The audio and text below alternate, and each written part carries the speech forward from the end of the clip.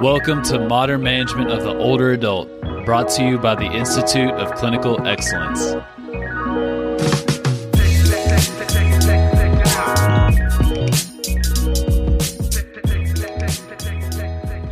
Hello, everyone, and welcome to the PT on Ice Daily Show. My name is Christina. I am one of Team MMOA, our Modern Management of the Older Adult division. We have 3 courses in our geriatric curriculum. We have our 8-week online essential foundations. If you have taken our 8-week course, you can jump in to our advanced concepts course. And then we have our 2-day live course going down this weekend. And we actually have 2 courses for MMOA that are going on this next weekend. Alex is going to be in Greenville, South Carolina, and Dustin is going to be out in California, Santa Rosa. So MMOA is firing on all cylinders, and I guarantee you we're going to be really close to you all very soon. So if you're interested in seeing us live, make sure you check your calendar. Today, I wanted to talk about a concept that we're going to be putting into our advanced concepts curriculum, and that is looking at radical prostatectomy.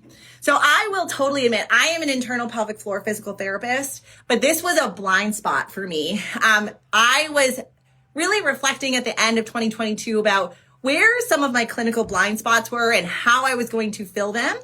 And, I've done a lot of work personally, professionally, advocating for the role of pelvic health in our female population, not only around the perinatal space, but in the older adult space. And I have not done as good of a job at advocating for our male colleagues, our male patients and male clients. And so that is something that I have committed to filling and making sure that I am up to date with the research around radical prostatectomy, because it is a major reason why individuals will be seeking care from a pelvic health therapist, and something that we see very commonly, unfortunately, in our older adults. So let's kind of talk about it.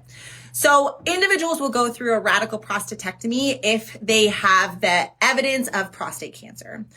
Aging, reproduction, we're going to show a increase in size of the prostate. That doesn't necessarily mean that there is a malignancy that is cancerous. If you have a growth of your prostate that is not cancer, then that is called benign prostatic hyperplasia. That can lead to some more common complaints of pelvic floor dysfunction, but it is not generally something that we need to treat per se. Rather, we're going to treat the symptoms of that enlargement and what that does to our bowel and bladder function. When it is cancerous, oftentimes the gold standard in the first step, if prostate cancer is determined and you and your doctor decide that this is something that you are going to pursue treatment for. And the reason why I say that is prostate cancer in general, while it's extremely common and it increases in prevalence over the age of 55, it also tends to be very, very, very slow acting. And so sometimes individuals will decide to kind of wait and see before going through any surgical or radiation type of treatment. So when we are going into treatment, radical prostatectomy is generally the gold standard, and it prevents any need for things like radiation therapy if it is done first. When an individual goes through a radical prostatectomy, I have my pelvic model here. So we have our prostate gland here that's kind of, the urethra comes through it. The prostate is underneath the bladder in men. And this gets removed, and then the urethra gets connected back again to the prostate. It is a very commonly done surgery now. Just like any surgery, there's going to be different types of complications like infection, etc.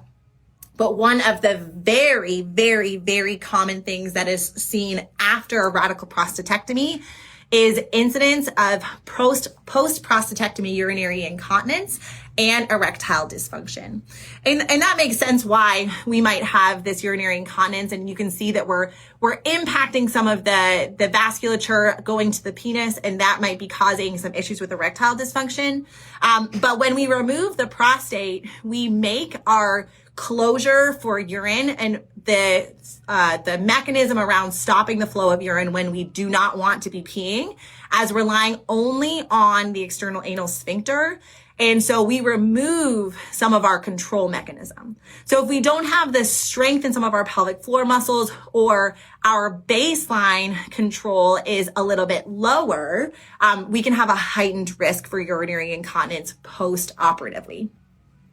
And that is why post or pre-surgery continence status is a known risk factor. If you are incontinent or having troubles with continence before surgery, it is likely to be exacerbated post-operatively. So it is important to know that this may be something that individuals are experiencing. And it is something that is going to be on our client's radar, or at least it should be explained, because issues with continence and issues with sexual function can be quite alarming post-operatively. And if individuals were not made aware that this is something that they could be experiencing, it can be quite unsettling. And so let's talk about management of post-prostatectomy urinary incontinence. So when we have individuals with these symptoms, the natural history of this condition is that we are going to see significant improvements over time, with many individuals having resolution of incontinence and sexual function issues within a year. What that means from a medical management perspective is that many physicians are not going to do any other additional intervention until they are at least a year post-operative, so that we can see what the natural resolution of those symptoms may be. Conservative management, including pelvic floor physical therapy, has been highlighted as a potential conservative treatment for trying to treat post-prostatectomy urinary incontinence in the interim within the first year. So let's talk about why that might be effective by talking a little bit about the male pelvic floor.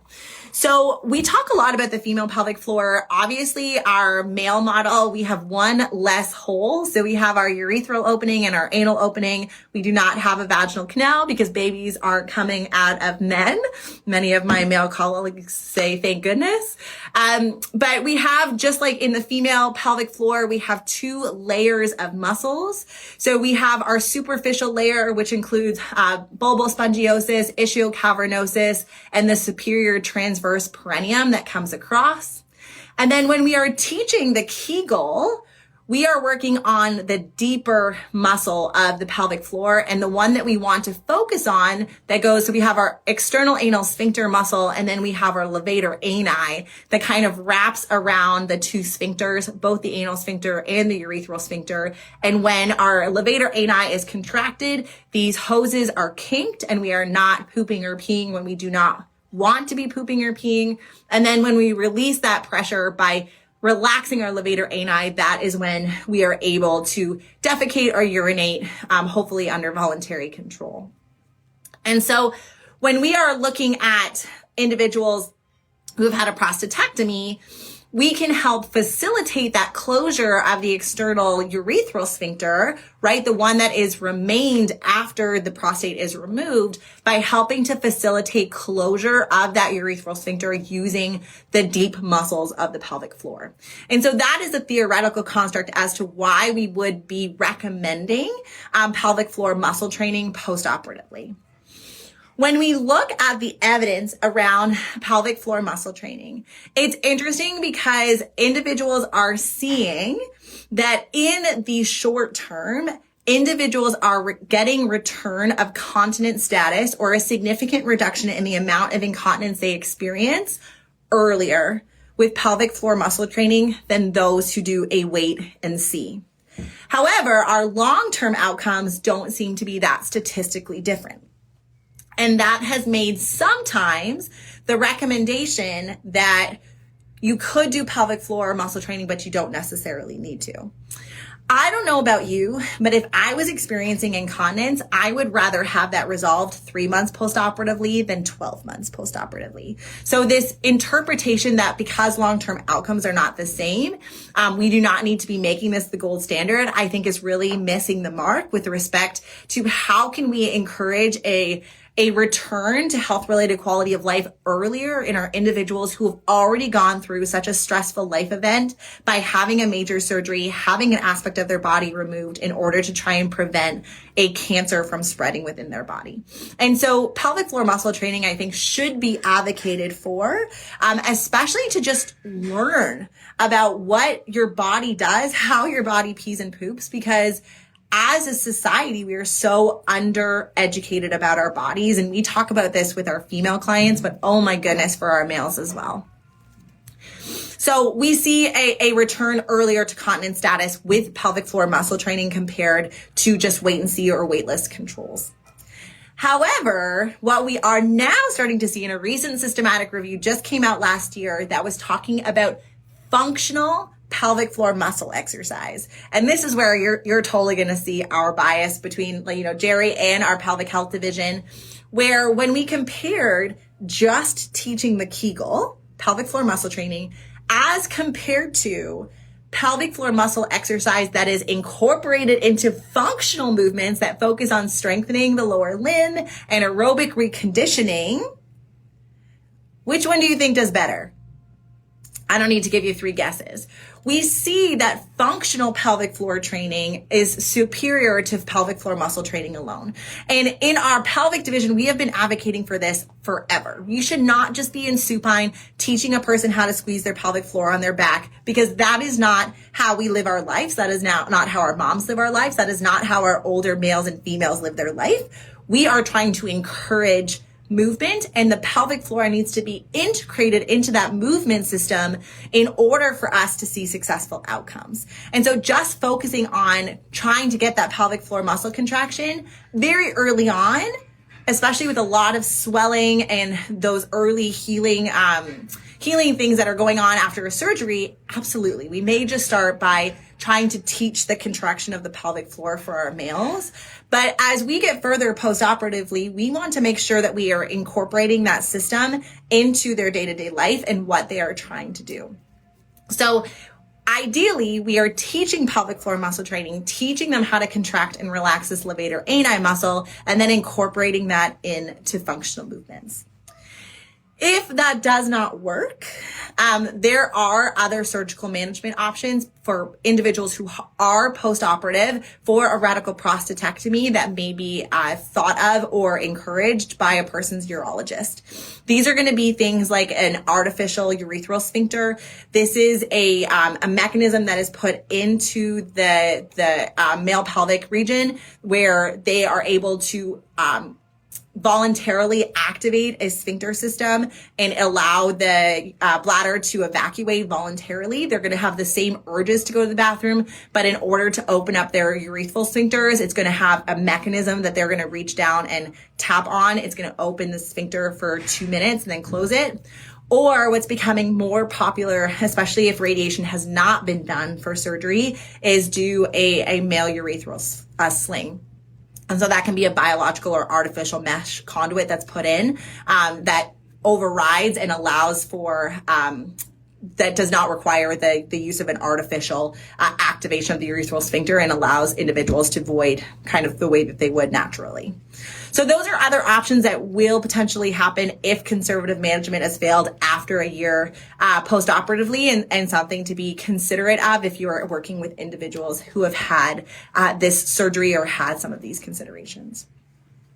All right, that was a very quick 101 around radical prostatectomy. If you have any other questions, please let me know. I think every Jerry clinician is a pelvic health clinician, and having conversations about what the pelvic floor is, what it does, and what to expect post-operatively can be so empowering for our clients.